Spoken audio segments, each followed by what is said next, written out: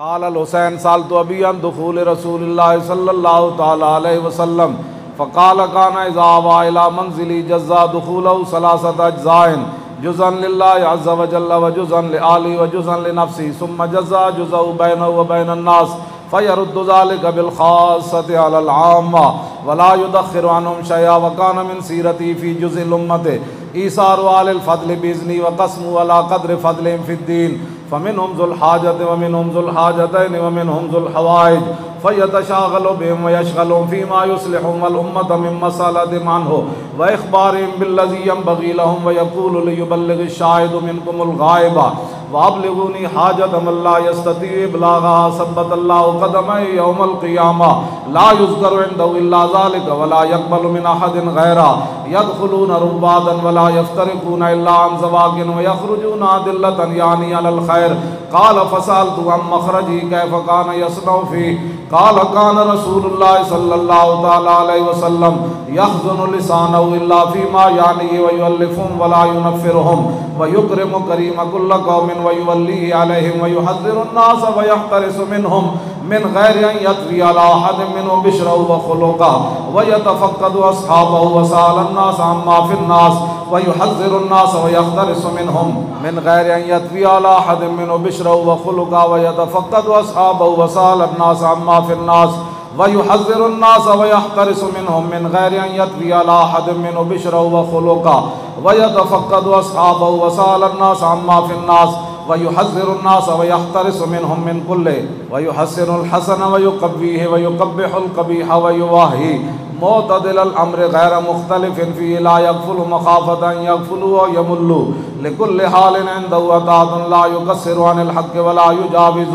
الذين يلونه من الناس خيارهم أفضلهم عنده وعمهم نصيحة وأعظمهم عنده منزلة أحسنهم مواساة ومبازرة قال فسألت عن مجلسي قال كان رسول الله صلى الله تعالى عليه وسلم لا يقوم ولا يجلس إلا على ذكر وإذا انتهى إلى قوم جلس حيث ينتهي المجلس ويأمر بذلك يؤتي كل جلساء بنصيبه لا يحسب جليسه أن أحدا أكرم عليه منه من جالسه أو فاوضه في حاجة صابره حتى يكون هو المنصرف عنه ومن سأله حاجة فلم يرده إلا بها أو بميسور من القول قد وسع الناس بسطه وخلقه فصار لهم أبا فصاروا عنده في الحق سواء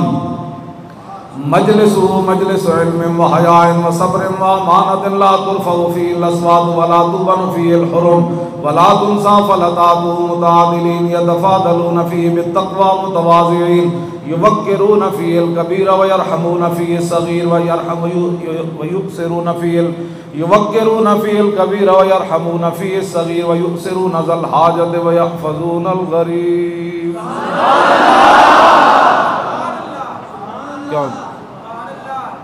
فرماندے میرے نانا جان دی مجلس جیڑا بھی منگن آیا نا تے حضور نے چیز دے بھی دیتی تے حضور بیٹھے رہے آن والے نے خود کیا حضور اجازت ہے.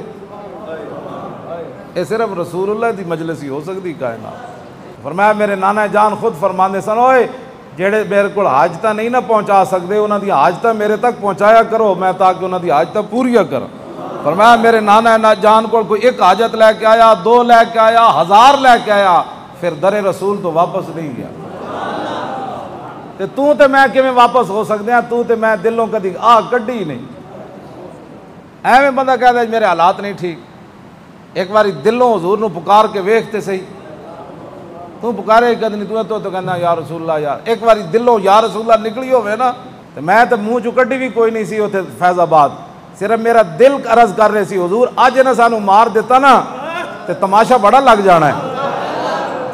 اسی آئے بیٹھے ہیں مرن واسطے لیکن انہاں تاڑی مار دینی ہے انج کر کے کہ کدھر گئے ہو حافظ تے کدھر گئے ہو مولوی تے کدھر گئے ہو ختم نبوت والے. اگر ایڈے ہی مخلص ہوندے تے ایتھے مر جانا سی انہاں نے. میں کہ یا رسول اللہ سانو جلا بھی دین سانو ٹکڑے کر دین او منظور ہے لیکن اج مدد ضرور ہونی چاہیے تھی اے نہ ہوے کفر تاڑی مار دے. زبانی میں کہہ رہے سی تاجدار ختم او جدو آنسو گیس آ رہے سن گولیاں چل رہی ہیں سن زبانی میں کہندا سی تاجدار لیکن میرا دل ادھر سی کہ حضور اج مدد ہونی چاہیے.